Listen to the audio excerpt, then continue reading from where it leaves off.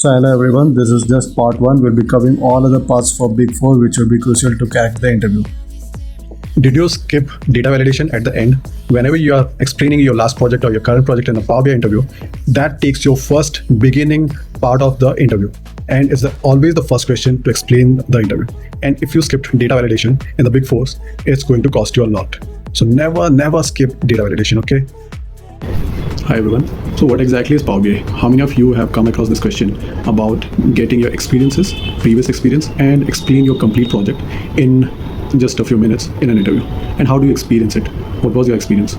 How do you explain it? Do you just explain the basic code tools and basic information about like this was the source, and from there this much data was recovered, data acquisition, making the whole team on the same page, and then getting the information before like filtering the data, we execute the data that is coming forward to us, and from those Azure or Azure SQL, maybe it's Postgres, or it can be like ODBC, other database courses, or which kind of source do you go for before even answering that question about explaining your own project?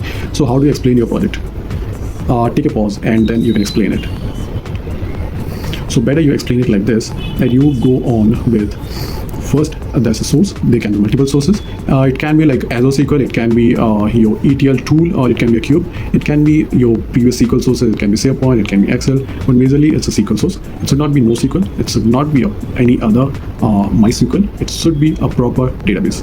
The proper database must be a complete source activities from where your acquisition or where the data acquisition is going on, from where the complete data should come from, and how you are going to discover that data, filter that data step by step.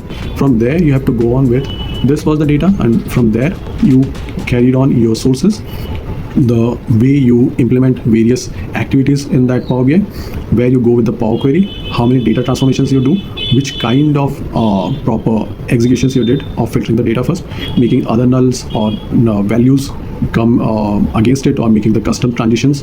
For example, if you're pivoting, unpivoting, or you're doing some other transaction there, including the steps, how you're naming the steps one by one, how you're going ahead with different combinations, what was your own making of the portfolio, then going ahead and saving them. If it's not getting saved, then what did you do?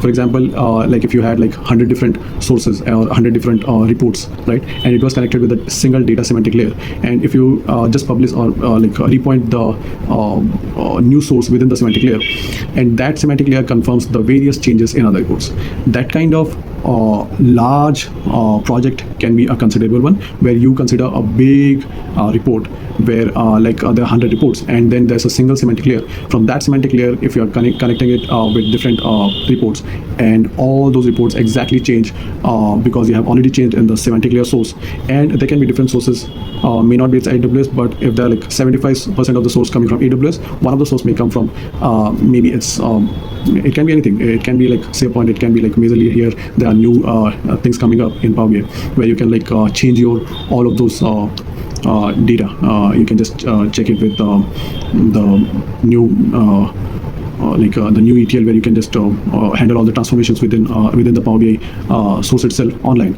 on Power BI service. That can also be a transformation tool right now for you. And from there you can just go handle your Power Query stuff and save them. Then you go handle your total Power BI report, and within the Power BI report you can have like disconnected tables. You can have making your filters which you want, for example the rolling 12 months, or you have like your year till date. And I'm not talking about just year till date kind of a filter for all of the images or all the visuals. I'm talking about the complete report works with that and has the interaction with only that filter. For that you need disconnected table. For that you need the disconnected tables that's coming from the complete argument analysis, where you make the parameters, how the parameters handle your disconnected tables. Then you go ahead with your reports. Within the visualizations, you have to drag all those visuals which you made for the filter for the YTD and the rolling months. That has to be inserted within all the visuals within the report. There you can have like custom filters made for your own visuals, which helps you with the disconnected tables. For example, even if you have like top-in, which can be customized, which can be even made how you say that, like how you say that customized visuals is working for you, customized top-in is working for you.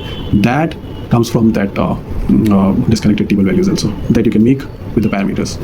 And there are a lot of things you can say about your previous projects. Like you can just tell about the current project. You can tell about your explaining your complete explanation of the most advanced visualizations of the custom visuals, how the scatter plot works with this clusters. You have like 3 or 4 clusters with or the 5 clusters, which works only with the scatter plot.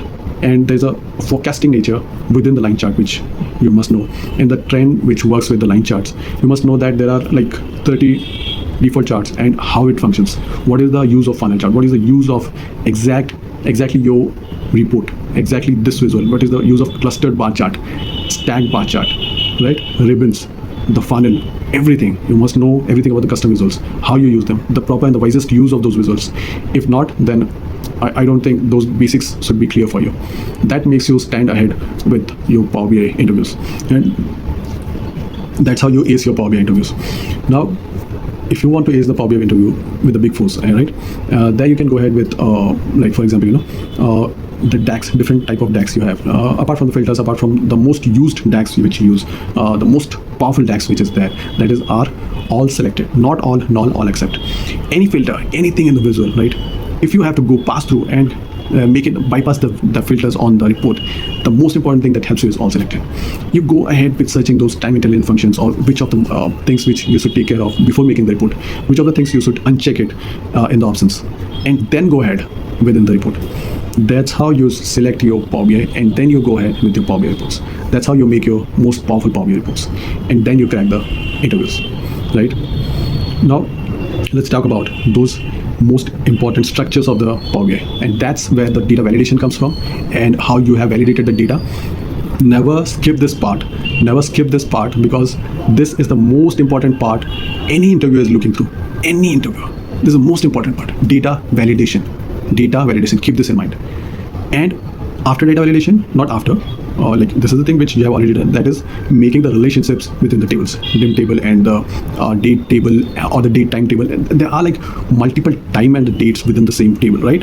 And that you have to go through. That you have to go through with these are the parts, these are not the parts, these are considerable or these are not considerable. So when you make those reports, that makes you understand that these you can skip or these you don't skip.